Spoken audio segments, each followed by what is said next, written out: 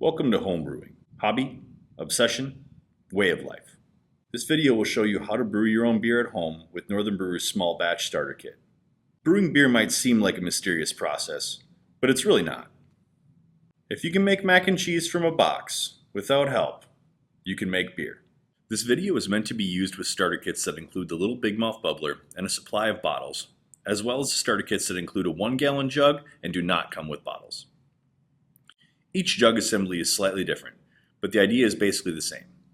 Fermenting jug, lid, airlock. We'll switch back and forth between the two throughout the video, so just do what works best with your setup. In this video, we'll go through the 3 stages of making beer with the small batch starter kit. First, the actual brewing, where the malt extract and hops are boiled with water to make wort, which is the brewer's term for unfermented beer. Next, fermenting, which is when the wort we brewed is turned into beer by the yeast. Finally, bottling, where the flat beer is bottled with a little dose of sugar for priming, which is the brewer's term for carbonating the bottles.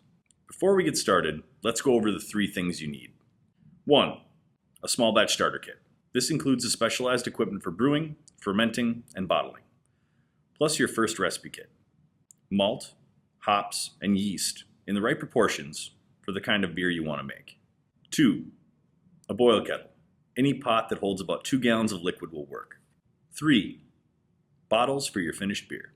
We will need approximately a dozen clean pry-off 12-ounce beer bottles. But we won't need them until about 2 weeks after brew day. Brown glass is best. Twist-offs won't work. Now that we have everything we need in order to brew, let's make some beer. Brew day is here. The boil kettle is ready, and we're going to brew the Caribou Slobber Brown Ale. On brewing day, we will boil the malt extract and hops in the water to make the wort.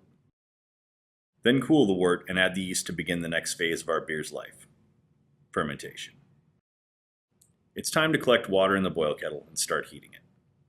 We need 5 quarts of water. While the water heats, steep the specialty grain. Specialty grains add color, flavor, and body to our beer. Pour the grains into the supplied muslin bag and tie a knot in the bag. Dunk the grain bag in the water. Steep the grain about 10 minutes, then remove and discard the grain and the bag. Just think of this as making tea with barley malt. Not every Northern Brewer recipe kit comes with specialty grains. If your kit doesn't call for specialty grains, just skip ahead to the next step. Ladies and gentlemen, we have wort. Wort is the brewer's term for unfermented beer. Now we'll crank up the heat and bring it to a boil. We'll boil for about 45 minutes, adding extract and hops as we go.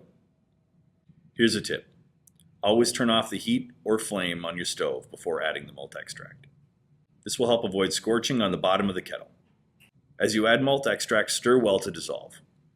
The malt and hop additions for each recipe are a bit different, so refer to the instructions included with the ingredients. The times specified are given as minutes before the end of the 45-minute boil. So for our Caribou Slobber, we add the malt extract and 3.5 grams of Willamette hops at the very beginning and boil for 45 minutes. Then we add another 3.5 grams of Willamette hops 15 minutes before the end of the boil. Now that our 45-minute boil is finished, the wort must be cooled down before we can add yeast and proceed with fermentation. We're going to use a simple ice water bath to cool the wort. During this process, keep the kettle covered to protect the wort from airborne microbes. Put ice in the sink and fill it about halfway with water. Place the kettle in the ice water bath. Whatever we do, we shouldn't stick anything into the wort that hasn't been sanitized first. Swirling the kettle's okay, but stirring with the dirty spoon is not. Our goal is to cool the wort down to a temperature range where the yeast will be happiest, approximately 60 to 70 degrees Fahrenheit. Once the side of the kettle is cool to touch, it's time to get ready for fermentation. Fermenting begins on brewing day and ends about 2 weeks later. While the wort is cooling, it's time to do the most important task of the entire brewing process: cleaning. Everything that comes in contact with the wort or beer from now on must be sanitized. Use the Easy Clean sanitizer included with your starter kit to sanitize the fermentation jug, lid, and/or stopper and airlock. Also sanitize the autosiphon, hose, yeast packet, and a pair of scissors. To make the sanitizing solution, use 1 tablespoon of Easy Clean per gallon of warm water. Mix it in the fermentation jug. Give it a good splash or swirl to help dissolve the granules of Easy Clean. Make sure to get some on the lid. 2 minutes contact time to sanitize the surfaces, no rinsing required. After 2 minutes, pour the sanitizing solution out of the jug and into a clean plastic tub or bucket to sanitize the small pieces. Once again, 2 minutes contact time, no rinsing. Make sure all the surfaces of the equipment get contact for 2 minutes. Now that the wort in the kettle is cooled and the fermentation equipment sanitized, it's time to fill the fermenter. You may want to place a chair or table next to the countertop for this step. Uncover the kettle and use the sanitized siphon assembly to transfer the cooled wort into the sanitized fermentation jug. To start a siphon, place the free end of the hose inside the jug. Now immerse the tip of the autosiphon in the wort in the kettle and give the elbow of the autosiphon piston a nice gentle pump to start the flow. There will be some naturally occurring but gross looking malt hop sludge at the bottom of the kettle. The brewer's term for this is troop. It won't hurt your beer, but try to leave as much behind as possible. Cover the filled fermenter with the sanitized screw top and gently rock back and forth a few minutes to slosh the wort and mix some air in. Yeast cells need some oxygen for a healthy fermentation. Now it's time to add the yeast. The brewer's term for this is pitching the yeast.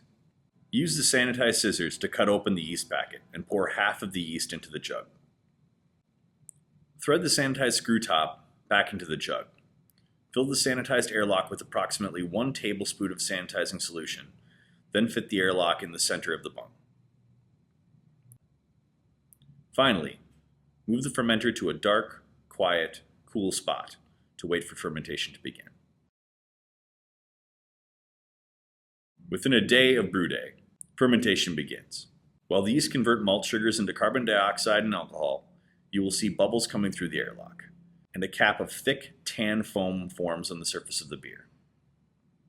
Roughly 1 week from brewing day, fermentation ends.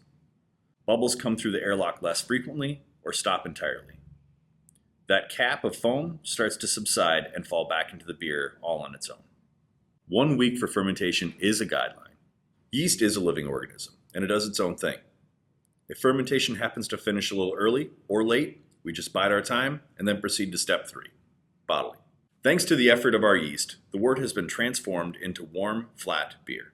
2 weeks after brew day, we need to carefully transfer it into the sanitized bottles to let it become carbonated, handcrafted, homebrewed. A second set of hands on bottling day isn't strictly necessary, but it's helpful. First, move the fermentation jug to a table or countertop. Do this early so the yeast and sediment have a chance to resettle. While we wait for the yeast to settle back to the bottom of the jug, let's sanitize the gear we need for bottling day.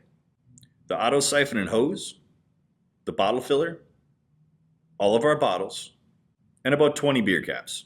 Using a clean plastic tub or bucket, or even your boil kettle, mix the sanitizing solution and sanitize all that gear. Remember, 1 tablespoon of Easy Clean per 1 gallon of warm water. 2 minutes contact time, no rinse. We don't dump the solution out right away, in case we need to re-sanitize a piece of equipment while we're bottling. Now it's time to build the siphon transfer assembly. Connect one end of the hose to the piston on the autosiphon, and the other end of the hose to the bottle filler, while holding down the bottle filler to keep the bottle open. Have your helper pull up, then push down on the siphon piston to begin the flow of beer. To stop the flow, just lift up the bottle filler. Try to leave about 1 inch headspace in each bottle. Fill to the brim, then remove the filler. Add 1 priming tablet to each 12-ounce bottle. This small charge of sugar will carbonate or prime the flat beer. The CO2 created by this mini fermentation will be absorbed by the liquid since it can't escape the sealed bottle. To cap the bottles, put a sanitized cap on the filled, primed bottle. Center the bell of the capper on the cap. Push down on the levers, then release. The cap should be crimped tightly on the bottle. After the bottles are filled and capped, the bottles need time to carbonate or condition. Move the bottles to a quiet, dark spot where they will be at room temperature. After 1 to 2 weeks, the bottles can be stored cool or cold.